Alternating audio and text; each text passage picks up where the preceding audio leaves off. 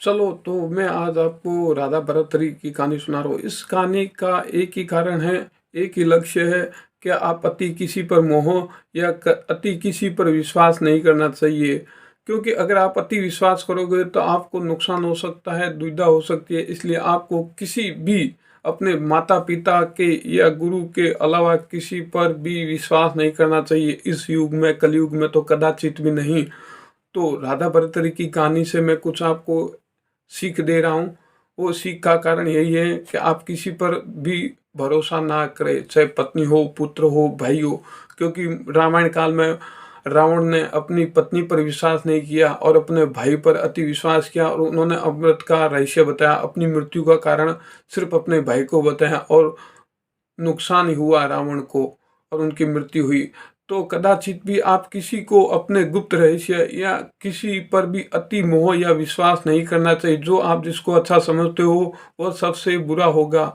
इसलिए किसी पर भी कदाचित भी पूर्ण मोह और भरोसा नहीं करना चाहिए। तो आओ हमारे इस चैनल के माध्यम से राधा भरतरी के बारे में मैं आपको कहानी सुना रहा हूँ। तो इस कहानी के माध्यम से आपको कुछ ज्ञान होना चाहिए। ये मोटिवेशन होता क्या है, आपका आत्मविश्वास बढ़ाना होता है। वो कुछ शॉर्ट में डालते हैं, कुछ कैसे डालते हैं, लेकिन इसको पूरा सुनिए तो आपको कुछ ऐसे ज्ञान मिलेंगे, आपका आत्मबल मनोबल बढ़ेगा। और इस कलयुग में तो भयंकर, आप सोच भी नहीं सकते हो, ऐसे ऐसे लोग हैं जहाँ पर आप विश्वास भी नहीं कर सकते हैं। तो मैं इस राधा भरतरी के माध्यम से आपको यही बात बनाना चाहता हूँ, किसी पर अति विश्वास अति भरोसा नहीं करना चाहिए। तो शुरू करते हैं हमारे चैनल धर्मगाथाएं पर।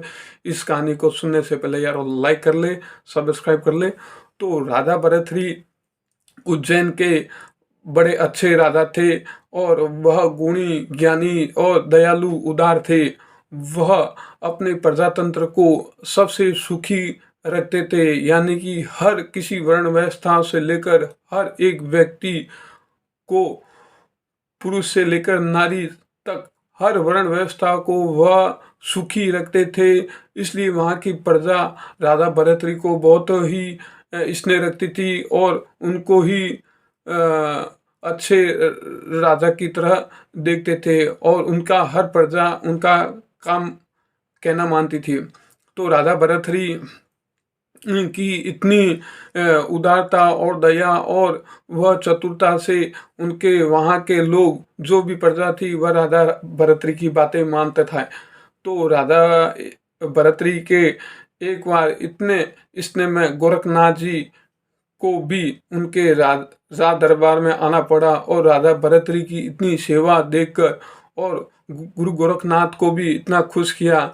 तो उन्होंने, गुरु गोरखनाथ ने राधा भरतरी से मिलने के लिए वहाँ उनके उज्जैन के राजघर में वहाँ पे गए, और वहाँ पर जाने के बाद में राधा भरतरी को श्री गुरु गोरखनाथ जी ने कहा, मैं एक आपके लिए एक फल लेकर आया हूँ। यह फल खाने से आप जवान के जवान रहेंगे, आपको वृद्धावस्था कदाचित भी नहीं आएंगे, आप सुंदर के सुंदर रहेंगे, इससे सुंदरता बढ़ेगी और आपकी आयु जवान की जवान रहेगी। यानी कि कहने का मतलब ये है कि आप अमर रह जाएंगे, आपकी मृत्यु नहीं होगी। तो राधा भरतरी ने गुरु गोरखनाथ जी का कहना तो माना, उन्होंने फल भी ले लिया, लेकिन वह फल भरतरी ने नहीं खाया। और भरतरी की 3 पत्नियां थी। तो जो सबसे जो तीसरी पत्नी थी वह पिंगला थी, और पिंगला बहुत सुंदर थी। लेकिन सुंदर तो सब रानियां थी, लेकिन आसक्त जो प्रेम था वह भरतरी का पिंगला से ही था, और वह सबसे ज्यादा पिंगला को ही चाहते थे। और उन्होंने यह सोचा, मेरा क्या, लेकिन पिंगला को अगर मैं दूंगा तो वह वैसी की वैसी सुंदर और वैसी की वैसी जवान रहेगी। तो वह अपने पत्नी मोह में आकर और पिंगला को वह फल देने का निर्णय किया। और वह जब रात को पिंगला के पास गए तो पिंगला को वह फल दिए, और देने पर पिंगला ने वह फल के बारे में पूछा। तो राधा भरतरी ने कहा, यह फल खाने से आप जवान की जवान रहेंगे, यौवन अवस्था में रहेंगी, आप बहुत सुंदर रहेंगी, आप वृद्ध होगी नहीं।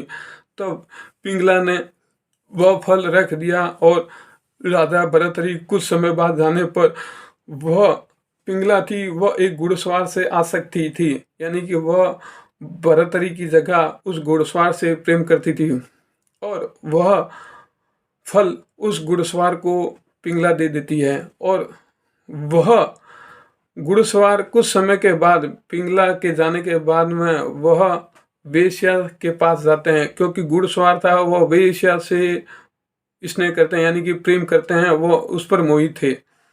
तो वह वेश्या के पास जाने पर उस वेश्या को वो फल देते हैं। तो वेश्या भी खुश होती है कि ये क्या है। तो वह घुड़सवार कहता है, यह फल तुम खाओगी तो युवा यौन में ही रहोगी, सुंदर रहोगी, खूबसूरत रहेगी, आपको वृद्धावस्था नहीं आएगी। इस फल का इतना बड़ा लाभ है, यह फल गोरखनाथ जी ने दिया है। तब वह वेश्या के मन में है और वह जैसे घुड़सवार जाता है तो वह वेश्या सोचती है कि अरे मैं हूँ तो सुंदर, लेकिन मैं कई पाप कर चुकी हूँ, इसलिए मैंने कई पुरुषों के साथ ऐसे रमण किए हैं, तो कदाचित भी यह फल मुझे नहीं खाना चाहिए। हाँ, यह फल राधा भर्तृहरि को ही देना चाहिए, उसके मन में आया, क्योंकि राधा भर्तृहरि ही उस वेश्या के मन में यह था कि राधा भर्तृहरि ही सबसे अच्छे और ज्ञानी, गुणी और उदार राजा हैं। वो अपनी प्रजा को बहुत ही अच्छे तरीके से रखते हैं, खुश रखते हैं। ऐसा राजा कभी भी कहीं पर भी नहीं होगा। और उस वेश्या के मन में राधा भर्तृहरि के ही सोच जागी और उन्होंने निर्णय लिया कि यह तो राधा भर्तृहरि को देना चाहिए, क्योंकि राधा भर्तृहरि अगर वैसे के वैसे रहेंगे तो उसकी प्रजा सब सुखी रहेंगे, सब अच्छे रहेंगे। तो उस वेश्या ने राधा भर्तृहरि को फल देने का निर्णय लिया। अब देखो बात कहाँ से कहाँ आई। जिसने जिस पर विश्वास किया वो ही धोखा दे गए।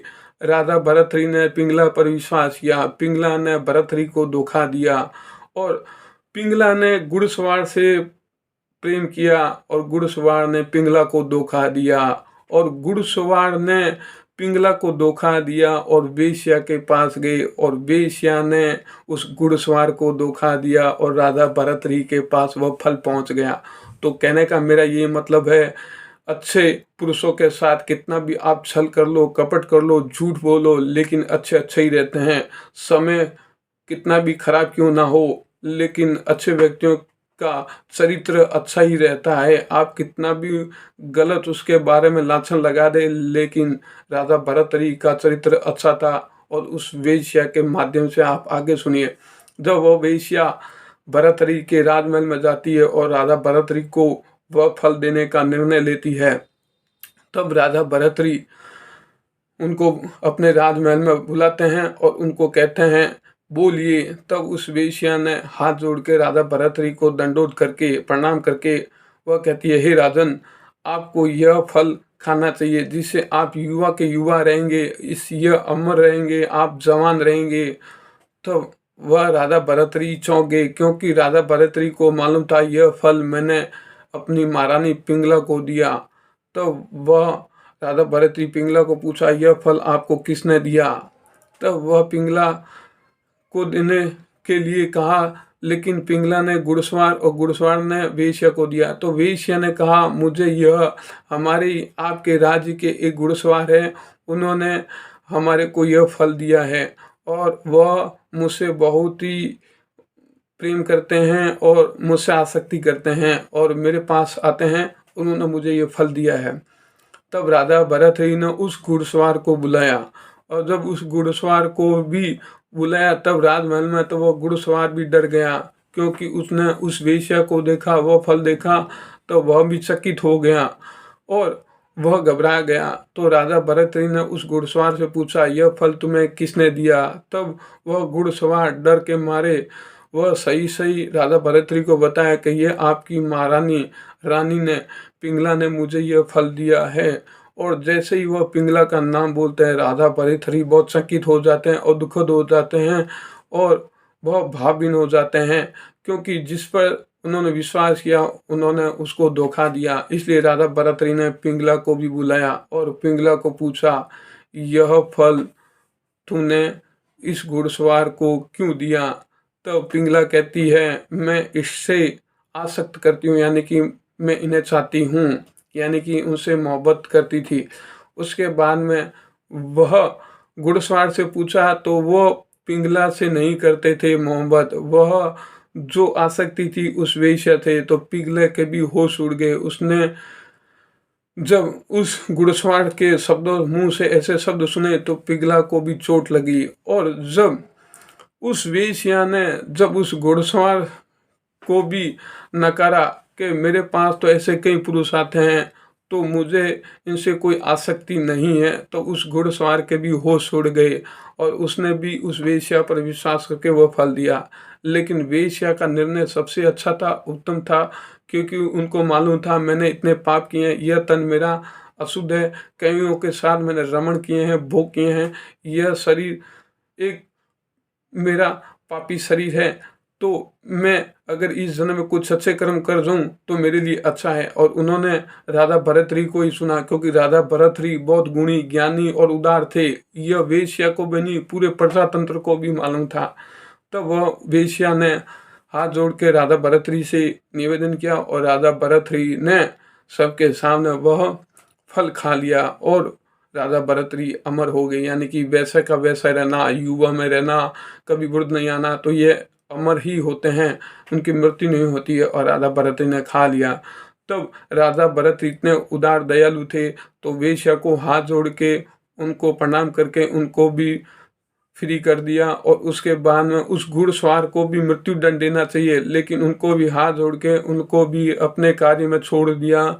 और पिंगला को भी दंड देना चाहिए, मृत्यु दंड, लेकिन पिंगला को भी राधा भरतरी ने छोड़ दिया, क्योंकि राधा भरतरी को सबसे बड़ा सबक मिला और घुड़सवार को पिंगला से सबक मिला, पिंगला को घुड़सवार से मिला और घुड़सवार से वेश्या से मिला। और वेश्या जो थी वो राधा भरतरी को ही चाहती थी, क्योंकि वह उनका चाहने का कार्य यही था कि ऐसे ही राजा होना चाहिए जो अपनी प्रजा के लिए कुछ भी करे। लेकिन धोखेबाज पिंगला थी, धोखेबाज वह घुड़सवार था, धोखेबाज वो वेश्या हो सकती है, लेकिन राधा भरतरी नहीं। इसलिए राधा भरतरी जो अच्छे होते हैं उनके साथ अच्छा ही होता है, जो गलत होते हैं उनके साथ गलत ही होता है।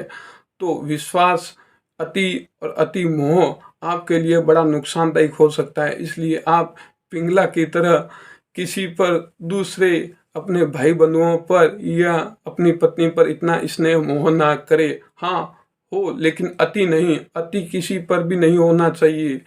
अति ना तो मित्र पर होना चाहिए, अति ना पत्नी पर, अति ना भाई पर, ना अति बहन पर। आपको अगर अति ही है तो अपने माता पिता और गुरुओं पर विश्वास कीजिए या भगवान पर विश्वास कीजिए, वही आपको बेड़ा पार करेंगे।